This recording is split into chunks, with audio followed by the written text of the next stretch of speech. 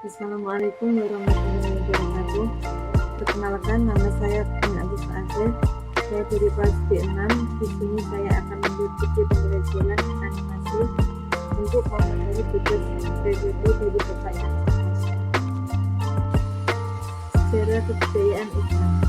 Sejarah kebudayaan Islam mencakup berbagai aspek kehidupan seperti seni, sastra, arsitektur, musik, tata cara beribadah, dan masih banyak lagi.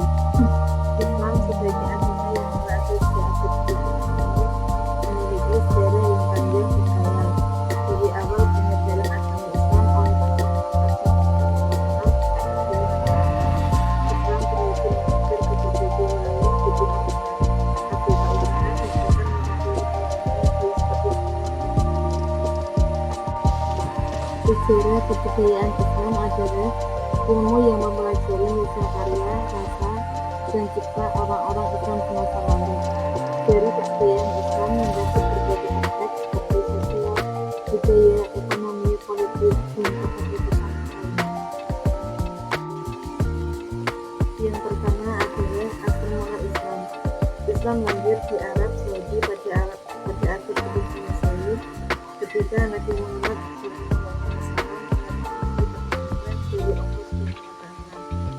Dua, perkembangan Islam. Perkembangan perakitan Islam dibagi menjadi 3 periode, yaitu periode klasik 650 Masehi sampai 1250 Masehi, periode pertengahan 1250 Masehi sampai 1800 Masehi, dan periode modern 1800 Masehi sampai sekarang. Ketiga, masuknya Islam ke Indonesia. Islam masuk ke Indonesia melalui perdagangan, pendidikan, dan pemerintahan. Pernikahan dilakukan oleh para ulama dari Barat, Arab, Tenggara, dan lainnya dengan orang Islam.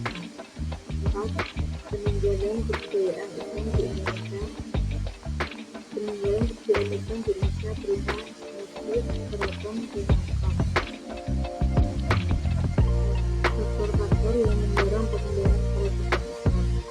Faktor-faktor yang mendorong perkembangan perakitan Islam diantaranya: 1. Paradigma sejarah untuk studi kebudayaan Islam. Paradigma sejarah untuk studi kebudayaan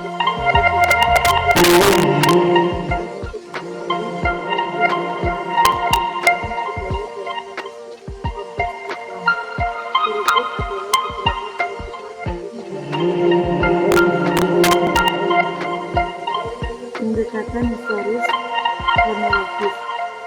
Pendekatan ini melibatkan penelitian berdasarkan urutan kronologis peristiwa. Hal ini mencakup penelusuran perkembangan budaya Islam sejak zaman Nabi Muhammad yaitu Khulafaur Rasyidin, dinasti Umayyah, Abbasiyah, hingga zaman kontemporer. Pendekatan sosiologis. Pendekatan ini melihat bagaimana masyarakat Muslim menghadapkan kemerdekaan dalam konteks interaksi sosial dan ketiga, pendekatan antropologis. Pendekatan ini fokus pada studi hubungan sehari-hari, praktik keagamaan, adat istiadat, dan tradisi lokal di dalam Muslim.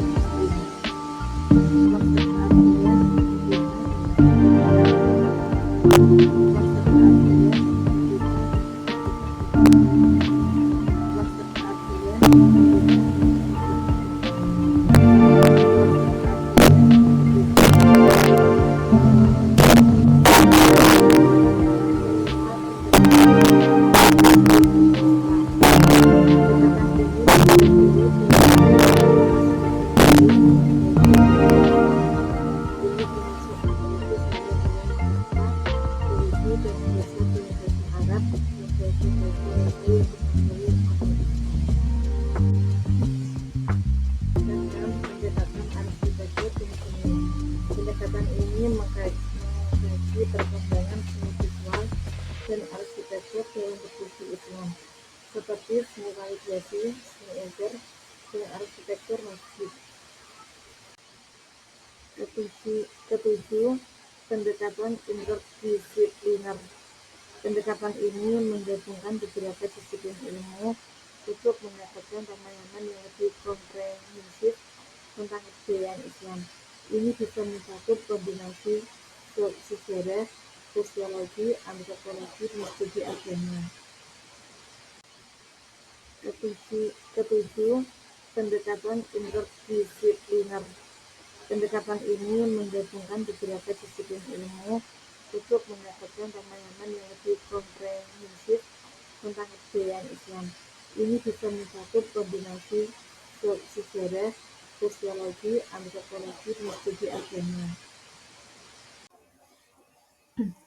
Dengan menggunakan berbagai paradigma ini, studi kebudayaan Islam dapat mencakup spektrum yang luas dari elemen-elemen budaya yang membentuk identitas dan warisan umat Islam dari masa ke masa.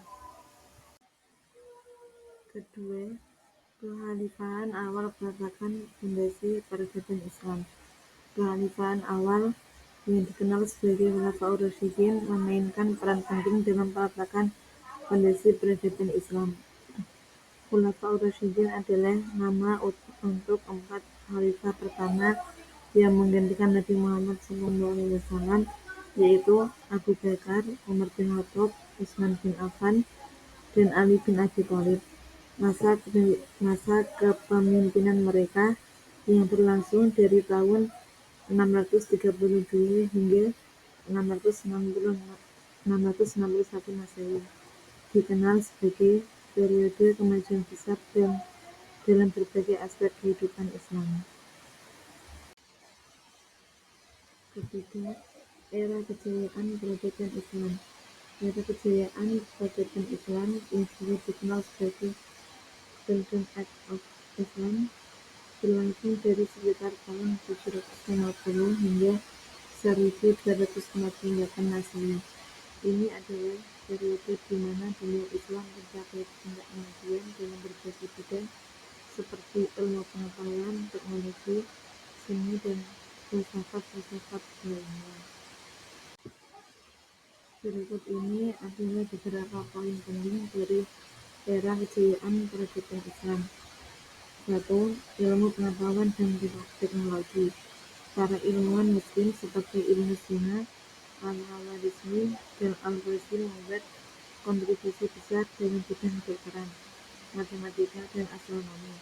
Mereka mengembangkan metode ilmiah yang masih digunakan hingga hari ini. Kedua, yaitu kebudayaan dan seni. Seni kaligrafi, ukiran, dan lukisan berkembang pesat di kota-kota besar seperti Baghdad dan Cordoba, menjadi pusat kebudayaan yang megah dengan banyak madrasah dan perpustakaan yang didirikan. Ketiga, yaitu pengaruh ekonomi. Perdagangan yang luas dan jaringan perdagangan yang luas membantu dalam penyebaran pengetahuan dan budaya. Jalur perdagangan seperti jalur sutra membantu dalam pertukaran barang dan gagasan antara Timur Tengah dan Asia Tenggara. Yang keempat adalah pengaruh global. Budaya Islam pada masa ini tidak hanya berkembang di wilayah Timur Tengah, tetapi juga mencapai India, Persia, Afrika Utara, dan bahkan Spanyol. Pengaruh Islam dapat ditemukan dalam berbagai aspek kehidupan di wilayah ini, termasuk bahasa, seni, dan hukum. Era kejayaan ini menandai salah satu babak paling gemilang dalam sejarah peradaban Islam, di mana kemajuan ilmiah dan budaya mencapai tingkat yang belum pernah terlampaui sebelumnya.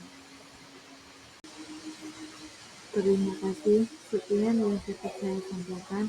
Wassalamualaikum warahmatullahi wabarakatuh.